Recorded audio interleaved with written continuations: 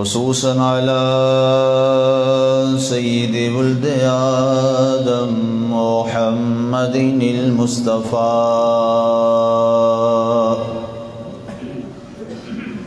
والمجتبى والمرتضى وعلى آله وأصحابه لنا مقتدى. أما بعد فأعوذ بالله من الشيطان الرجيم. بسم الله الرحمن الرحيم.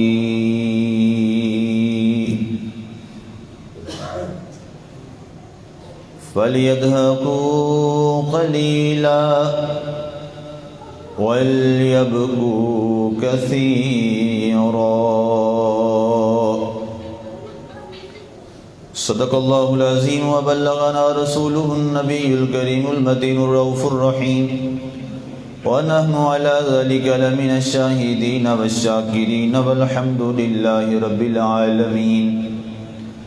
ما إن مدحت محمدا بمقالتي ولكن مدحت مقالتي بمحمد. معزز سامعین، بعد حمد و صلوات،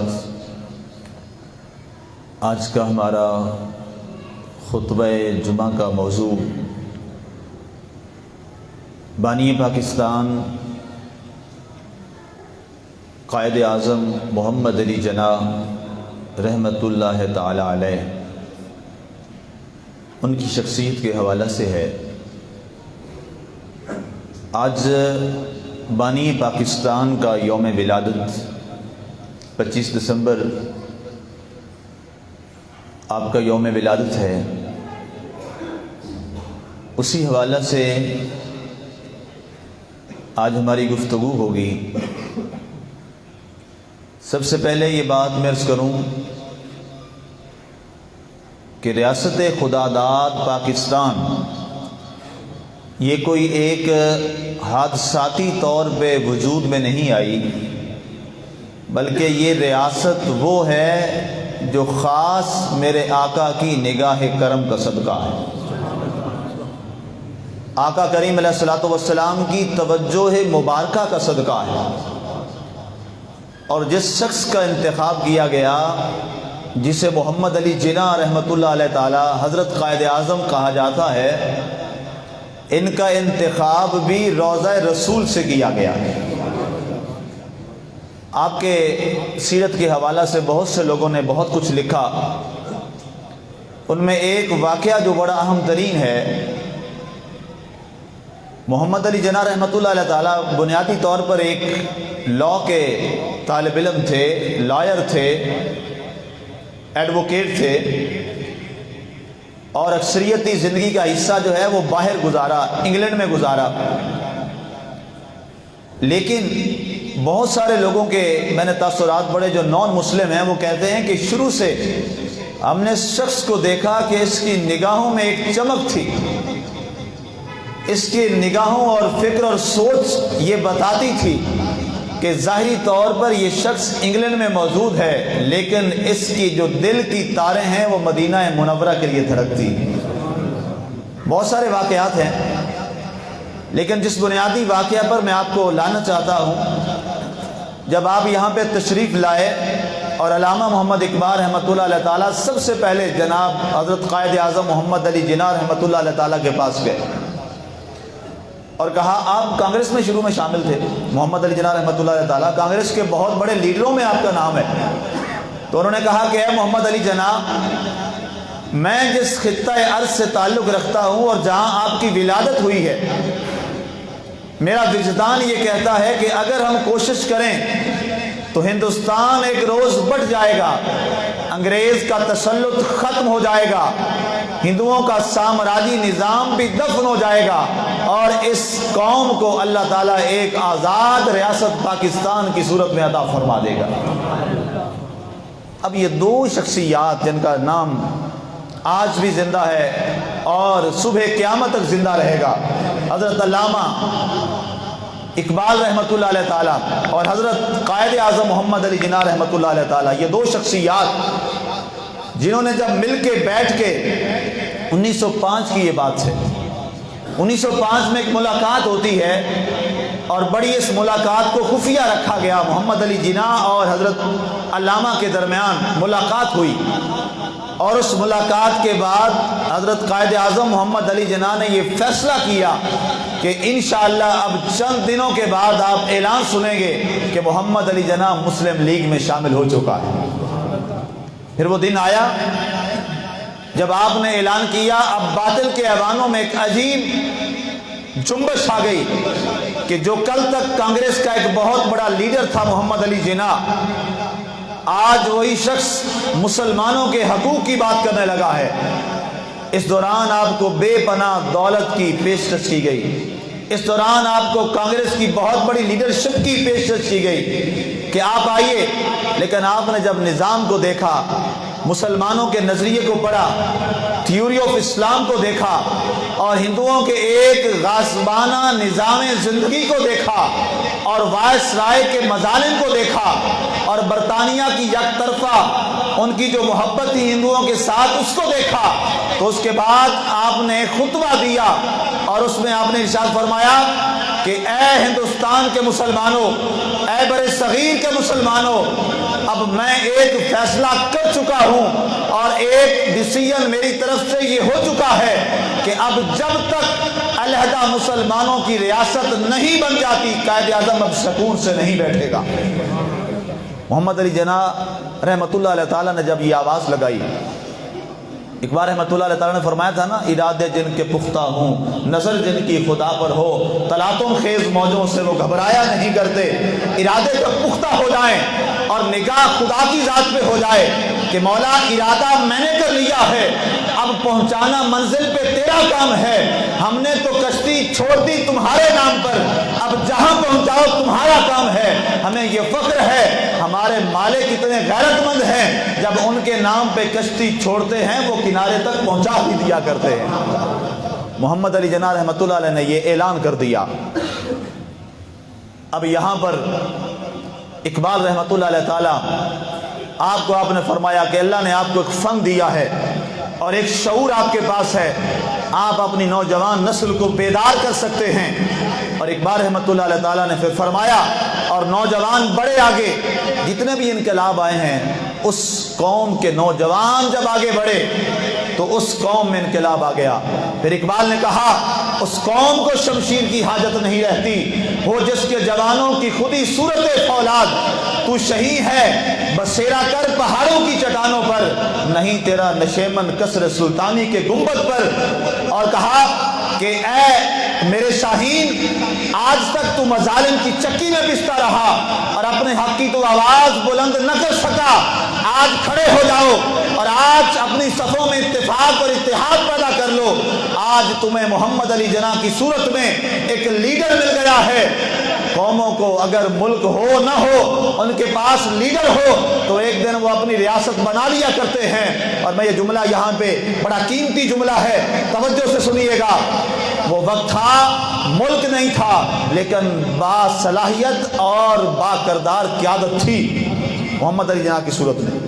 मुल्क नहीं था, रियासत नहीं थी, बादशाह हमारी नहीं थी, हमारे पास ये खित्ता नहीं था जहाँ हिंदू साम्राज्य अपने अरूज पे था। ये इलाके को देख लो, किसी मुसलमान के नाम पे तो नहीं है। हॉस्पिटल यहाँ हमारा करीब तरीन है, किसी मुसलमान के नाम पे तो नहीं है। हिंदुओं का साम्राज्य था, गोपाल, गुलाब देवी, ये सारे इलाका जात, ये बड़ा हॉस्पिटल आप बड़े बड़े देख लें यहाँ पे लाहौर के अंदर, हमारे मुसलमानों के नाम पे तो नहीं थे। बड़ा कैपिटल था ये लाहौर, यहाँ भी उनका कब्जा तसल्लुत था। लेकिन उस वक्त ये बात याद रखिएगा, रियासत नहीं थी लेकिन बाकरदार क़यादत थी। अल्लाह ने रियासत दे दी, आज रियासत मौजूद है लेकिन बाकरदार क़यादत मौजूद नहीं है। आज ये अलमिया है हमारा। मोहम्मद अली जिन्ना रहमतुल्लाह अलैह ताला की वो बात मैं आपको सुनाना चाहूँ। लोगों ने कहा ये शख्स दाढ़ी मुंडा है, क्लीन शेव है, शक्ल इसकी अंग्रेज़ों वाली है, ये हमें रियासत देगा और ये रियासत हमें लेके देगा, ये कौन से इस्लाम की बात करता है। बड़े बड़े लोग उस वक्त आपके मुखालिफ हो गए। लेकिन याद रखिएगा, बात قرآن میں بھی ہے، اللہ تعالیٰ فرماتا ہے اللہ تعالیٰ تمہاری صورتوں کو نہیں دیکھتا بلکہ اللہ تمہارے دلوں اور نیتوں کو دیکھتا ہے۔ اس مرد کے اندر کی نیت کیا تھی؟ اس کے اندر ایک ڈر تھا، اور پیر جماعت علی شاہ صاحب خود ان کے سارے ملفوظات میں یہ بات موجود ہے، کہتے ہیں کہ مجھے سرکار دو عالم صلی اللہ علیہ وآلہ وسلم خواب میں ملے، آپ کا دیدار ہوا۔ پیر جماعت علی شاہ صاحب، اب ان کے کردار پہ تو کسی کو جرأت نہیں ہے بات کرنے کی۔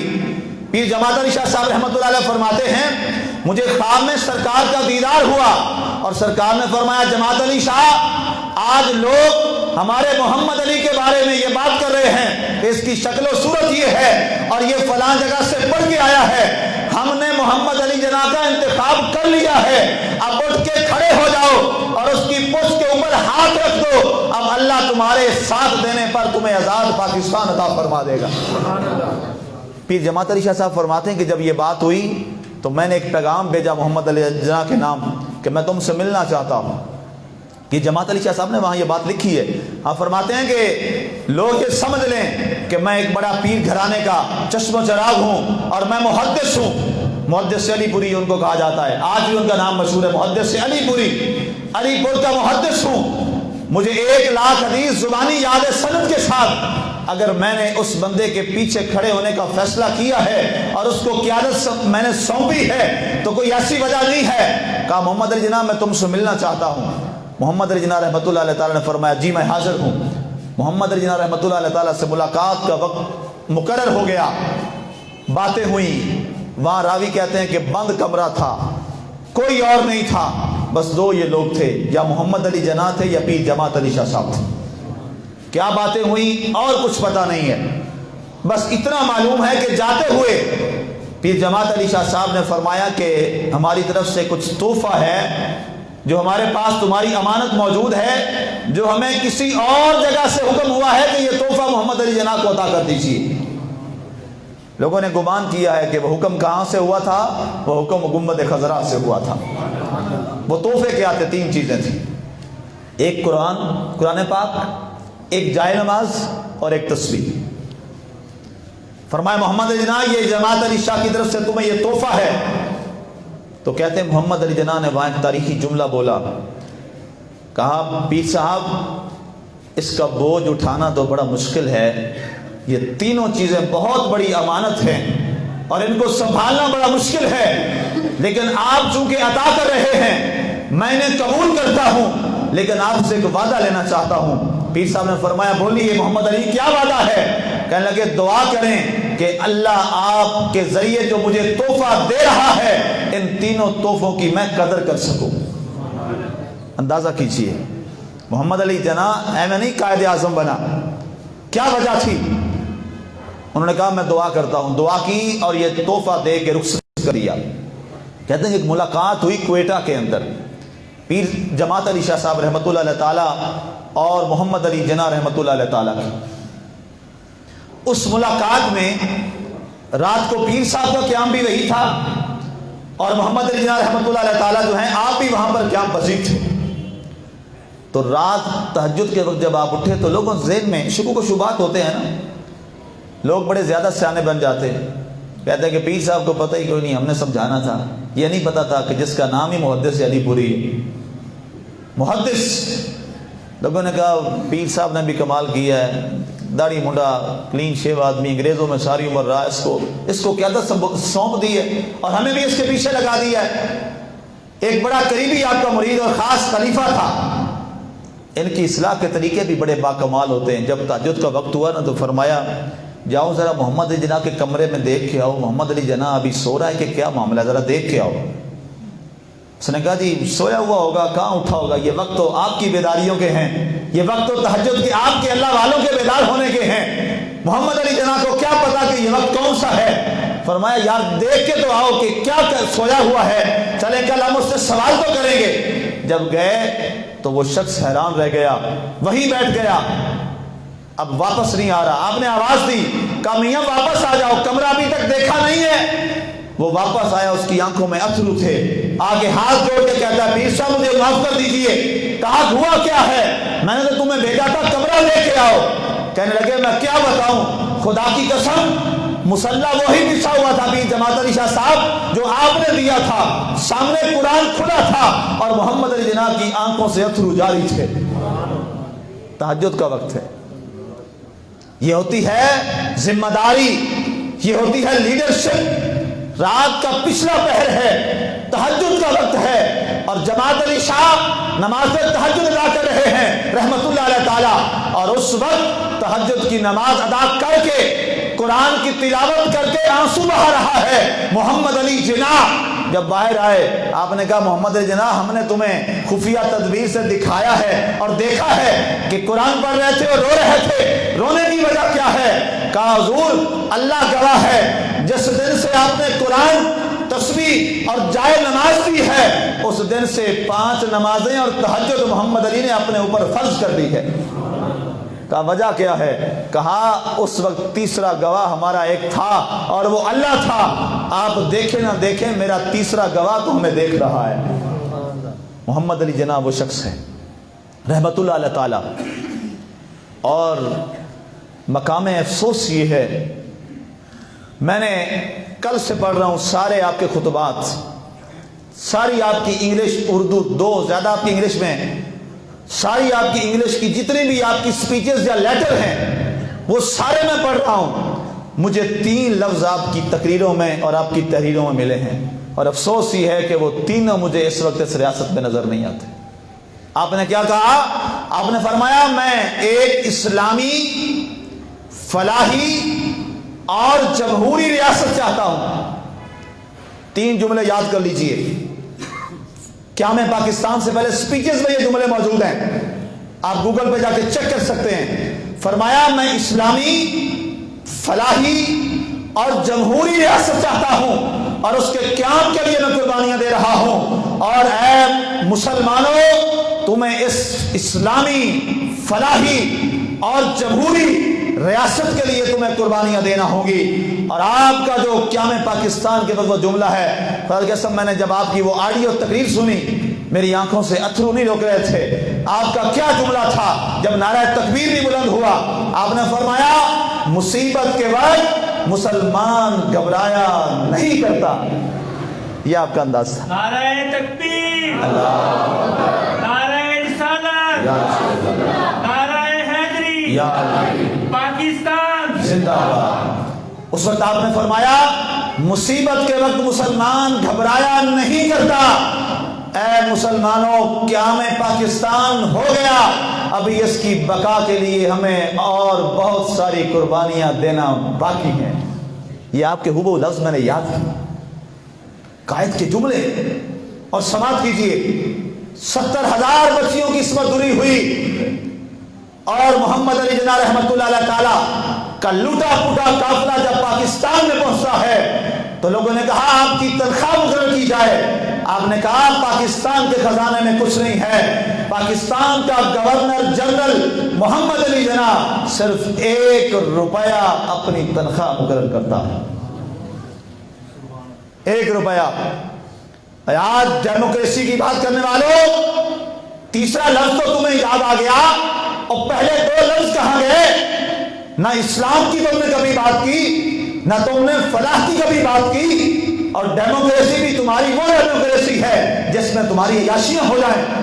اور سنو، ایک جس کی بہن فاطمہ جناح جس نے قربانیاں دے دی اپنی بھائی کے لیے اور ویر کے لیے، اور ایک بہن کے لیے بھائی کے پاس بہن آ جائے نا تو بھائی کے پاس کچھ بھی نہ ہو، باپ کے پاس کچھ بھی نہ ہو، وہ اپنے تن کے کپڑے بیچ کے بھی اپنی بہن اور بیٹی کا خیال رکھتا ہے کہ میری بہن آئی ہے۔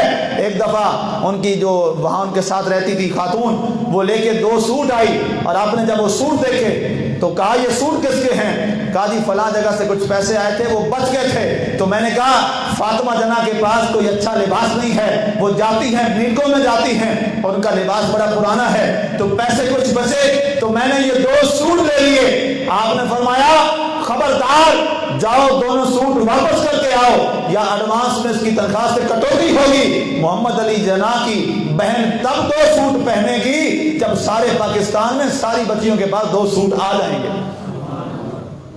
اور یہ تھے فرما روا ہمارے، یہ تھے ہمارے ریاست کے لوگ، یہ تھے گورنر جنرل پاکستان محمد علی جناح. اور شرم کرو، آج تمہارے دل میں کئی سوٹ بدلتے ہیں، آج تمہارے دل میں کئی گاڑیاں بدلتی ہیں، آج عیاشیاں ہوتی ہیں، اور تمہارا کوئی مر جائے تو مرنے والے باپ کے ختم تم عوام کے پیسوں اور ٹیکس دلواتے ہو، اور پھر کہتے ہو ہم جمہوری ریاست چاہتے ہیں اور قائد اعظم سے ہمیں محبت ہے.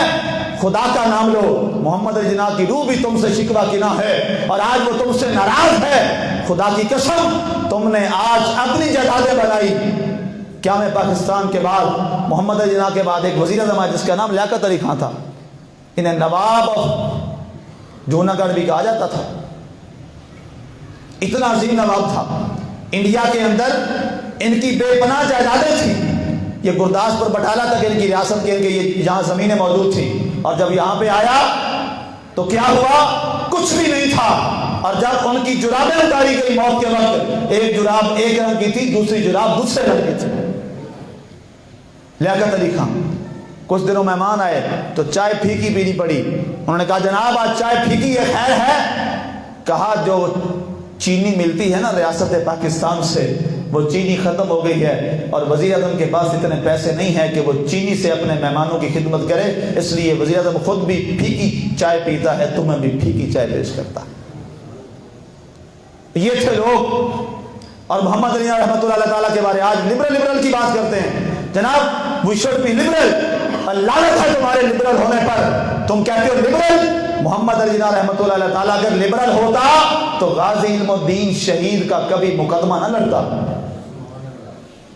محمد علی جناح نے اس عظیم مرد مجاہد اور شہید باکمال کا مقدمہ لڑا تھا، اور انگریز سے کیا جملہ بولا تھا؟ اس نے کہا تم آج یہ بات کرتے ہو کہ اس نے یہ عمل کیا ہے، تمہیں اندازہ ہے کہ مسلمانوں کے دل دھڑکتے بھی محمد عربی کے نام پہ. آج ریاست خدا داد کی تباہی لگا دی.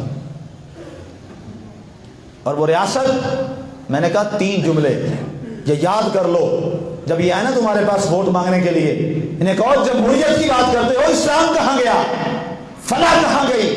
یہ فلاحی ریاست ہے، یہ ہماری عبادت گاہ ہے، مسجد ہے ہماری، اس کے ساتھ اشر دیکھا کیا حال ہوا ہے؟ اور شرم کے مارے جی نہیں کرتا باہر نکلنے کو. میں کہا یار بلال نگر اب اسے نہ کہو، بلال کا جو شہر ہوتا ہے اس کے حالات یہ نہیں ہوتے، اسے گوپال ہی کہو. تعفن آتا ہے. اور ہم اس مسلمان اس دین کو ماننے والے اس کے نبی نے فرمایا تھا الطہور و شطر الایمان، صفائی نصف ایمان ہے. یہاں سے گزرا نہیں جاتا. تعفن اور بدبو، یہ فلاحی ریاست، یہ اسلامی ریاست، یہ جمہوری ریاست؟ نہ اسلام، نہ فلاح، نہ جمہوریت، کچھ بھی نہیں ہے. تباہی اور بربادی اس ملک کی. اور محمد علی جناح رحمۃ اللہ تعالیٰ نے جو آخری نعرہ لگایا تھا وہ نعرہ غور سے سننے اور پڑھنے والا ہے. محمد علی جناح نے جب یہ شعر کہا اور جملہ بولا کہ بچ کے رہے گا ہندوستان، بن کے رہے گا پاکستان، سینے میں گولی کھائیں گے، اپنا وطن الگ بنائیں گے، اور اسلام کا وہ نعرہ دیا جو رہتی دنیا تک زندہ رہے گا. اور ہم آج محمد علی جناح رحمۃ اللہ تعالیٰ کی روح کو تسکین پہنچانے کے لیے یہ نعرہ بلند کریں گے اور کہیں گے. اور حکمرانوں، محمد علی جناح کا نام لینے والوں، اس کے ملک میں آ کے شہنشاہیاں کرنے والوں، اس کے ملک میں جائیدادیں بنانے والوں، خدا کا نام لو اور کچھ تو حیا کرو. اس نے کیا نعرہ دیا تھا؟ تم میں سے کسی کا یہ نعرہ ہے؟ آپ کا نعرہ کیا تھا؟ پاکستان کا مطلب کیا؟ نہیں جناب تسی نہیں بول سکتے، میں گھنٹہ ہو گیا کھاپنا، تسی نہیں بول سکتے. پاکستان کا مطلب کیا؟ پاکستان کا مطلب کیا؟ پاکستان کا مطلب کیا؟ پاکستان کا مطلب کیا؟ بس اس نعرے کو ہم نے زندہ کرنا ہے. اور جب یہاں پہ یہ بات آ جائے گی لا الہ الا اللہ محمد رسول اللہ، پھر ریاست بھی ٹھیک ہو جائے گی، پھر معیشت بھی ٹھیک ہو جائے گی، پھر نظام بھی درست ہو جائے گا، پھر معاملات بھی درست ہو جائیں گے. جب یہ بات ہوگی کہ لا الہ الا اللہ محمد رسول اللہ، تو انشاءاللہ پھر یہ ریاست تا قیام قیامت اس کو مٹانے والا کوئی نہیں ہوگا، اور انشاءاللہ نہ مٹے گی. اس لیے کہ علامہ اقبال رحمۃ اللہ تعالیٰ کا یہ عظیم خواب اور اس کی تعبیر جو لا الہ الا اللہ کے نام پہ ہوئی ہے، دی ہمیں لے کر یوں آزادی کہ دنیا ہوئی حیران، قائد اعظم تیرا احسان ہے، تیرا احسان، وما علینا الا البلاغ۔